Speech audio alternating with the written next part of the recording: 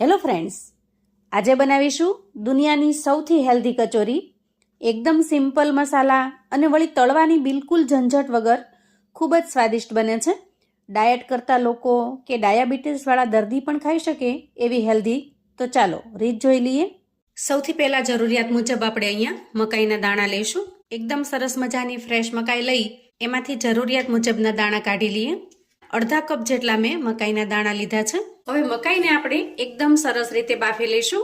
એના માટે ગેસ ઉપર એક પેન મૂકી મેં એમાં થોડું પાણી ગરમ થવા માટે મૂકી દીધું છે અને પાણી થોડું ગરમ થાય એટલે આપણે એમાં મકાઈને ઉમેરી દીધી છે. હવે આપણે આમાં થોડું મીઠું નાખીશું અને થોડી ચપટી જેટલી હળદર ઉમેરીશું અને આ રીતે હળદર મીઠું ઉમેર્યા પછી મકાઈને સરસ રીતે બાફી લઈશું.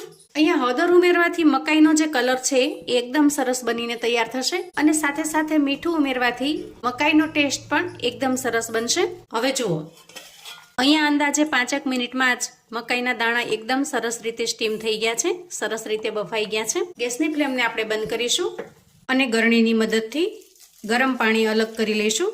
ત્યાર પછી મકાઈને આપણે થોડી ઠંડી થવા દેવાની છે.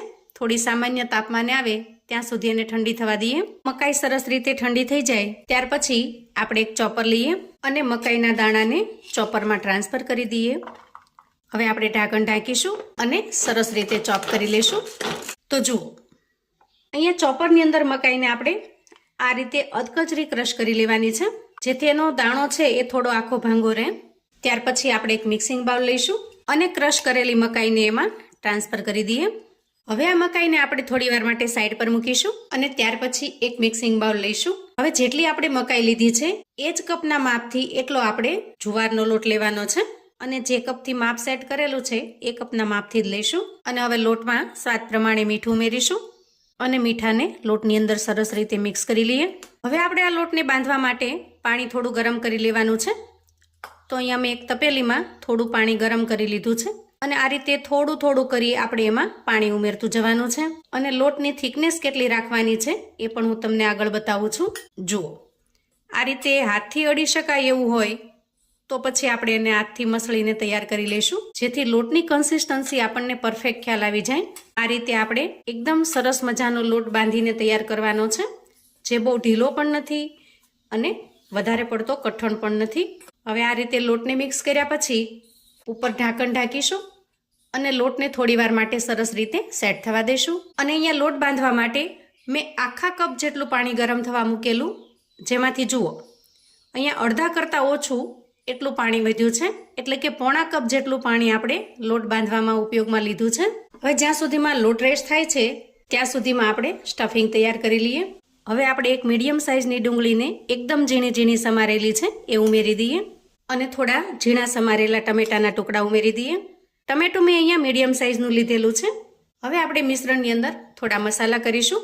એમાં સૌથી પહેલાં ઉમેરીશું 1 ચમચી જેટલો ધાણા પાવડર, 1 ચમચી લાલ મરચું પાવડર, અડધી ચમચી જેટલો આમચૂર પાવડર ઉમેરીશું, કેમ કે એકદમ સરસ મજાનો ચટપટો ખાટો મીઠો ટેસ્ટ આપણે બનાવવાનો છે. અહીંયા તમે આમચૂર પાવડર ન હોય તો 1 ચમચી જેટલો ચાટ મસાલો પણ ઉમેરી શકો છો, અધરવાઇઝ અડધા લીંબુનો રસ પણ ઉમેરી શકો છો. 5 ચમચી જેટલો ગરમ મસાલો ઉમેરી દઈએ. તમે ગોટા કે ભજીયા બનાવો ત્યારે એના અંદર જે કંઈ ગરમ મસાલો ઉમેરતા હો એ કોઈ પણ ગરમ મસાલો ચાલે. ત્યાર પછી ઉમેરીશું થોડા લીલા મરચાના ટુકડા. આ મરચું બહુ તીખું નહીં પણ સામાન્ય મીડિયમ તીખાશવાળું છે, કેમ કે તીખાશ માટે તો અગાઉ મેં લાલ મરચું ઉમેરેલું જ છે.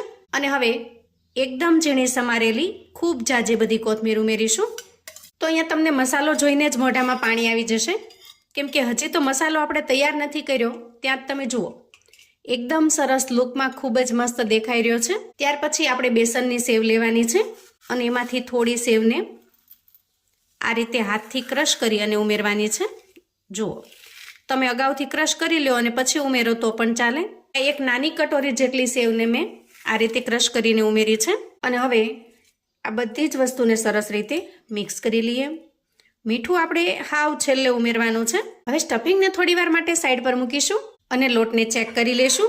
વાહ, જુઓ, અહીંયા રેસ્ટ થવાથી જે લોટ છે એની અંદર થોડું બાઇન્ડિંગ આવી ગયું છે, કેમ કે જુવારનો લોટ છે એકદમ ગ્લુટોન ફ્રી હોય છે, એમાં ચીકાશનું પ્રમાણ બિલકુલ હોતું નથી અને એટલા માટે જ ખાસ કરીને લોટને બાંધવા માટે આપણે ગરમ પાણીનો ઉપયોગ કરતા હોઈએ. હવે તૈયાર થયેલા લોટમાંથી આપણે નાની નાની સાઈઝના લુવા કરી લઈએ આ રીતે એકદમ નાની સાઈઝના લુવા મેં તૈયાર કરી લીધા છે.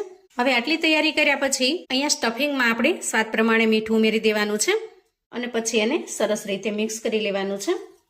હવે આપણે તૈયાર કરેલા લુવામાંથી એક લુવો લઈ લઈએ અને એને જુવારના લોટની અંદર સરસ રીતે ડીપ કરી લઈએ અને ત્યાર પછી આ રીતે કોઈ ચોપિંગ બોર્ડ અથવા તો પાટલી ઉપર મૂકી રોટલીની જેમ વણી લઈએ.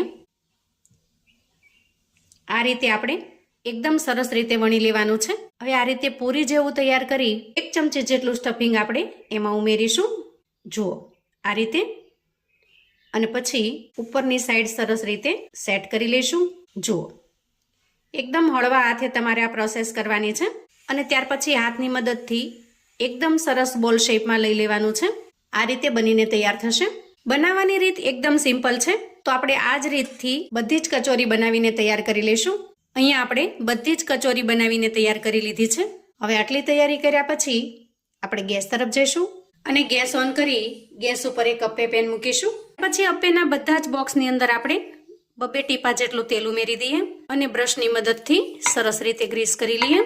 હવે અહીંયા તેલ થોડું ગરમ થઈ જાય, અપ્પે થોડું સરસ મજાનું ગરમ થઈ જાય એટલે આપણે એમાં કચોરી સેટ કરી દઈએ અને ગેસની ફ્લેમને મીડિયમ પર રાખી બધી જ કચોરીને સરસ રીતે શેકી લઈએ. અહીંયા આજે આપણે એકદમ હેલ્ધી, ખૂબ જ ટેસ્ટી એવી કચોરી બનાવી રહ્યા છીએ. અહીંયા તમે જુઓ થોડી વારની અંદર જ સરસ રીતે ક્રિસ્પી થવા લાગશે. આપણે એની થોડી વારે સાઈડને ચેન્જ કરતી રહેવાની છે. એકની એક સાઈડ રહેશે તો બળી જશે.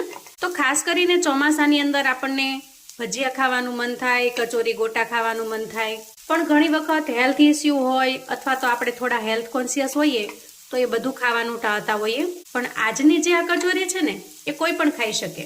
ડાયટ કરતા લોકો હોય અથવા તો ડાયાબિટીસ વાળા લોકો હોય તો જુઓ અંદાજે 5 થી 7 મિનિટની અંદર જ મોટા ભાગની કચોરી છે એકદમ સરસ ક્રિસ્પી થઈ ગઈ છે. તો જેમ જેમ કચોરી ક્રિસ્પી થતી જાય એમ આપણે એને પ્લેટમાં લેતા જશું.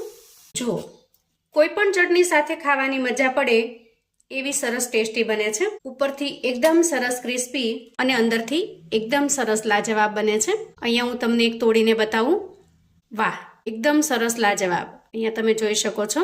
તો તમે ક્યારેય જો આ રીતે જુવારની કચોરી બનાવીને તૈયાર ના કરી હોય તો વરસતા વરસાદની અંદર એક વખત આ એકદમ હેલ્ધી, તેલ વગરની, ગ્લુટોન ફ્રી એવી જુવારની કચોરી બનાવીને તૈયાર કરી જુઓ. ખરેખર ઘરમાં દરેકને ખૂબ જ પસંદ આવે એવી ટેસ્ટી બને છે.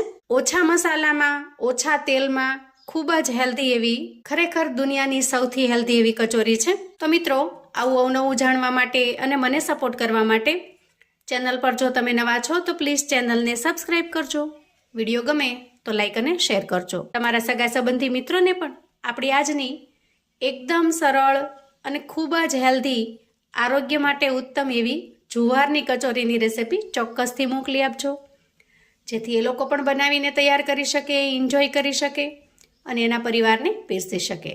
કોમેન્ટમાં મને ચોક્કસથી જણાવજો મિત્રો કે આજની આ કચોરીની રીત તમને કેવી લાગી છે. ફરી મળીશું એક નવી રેસિપી સાથે.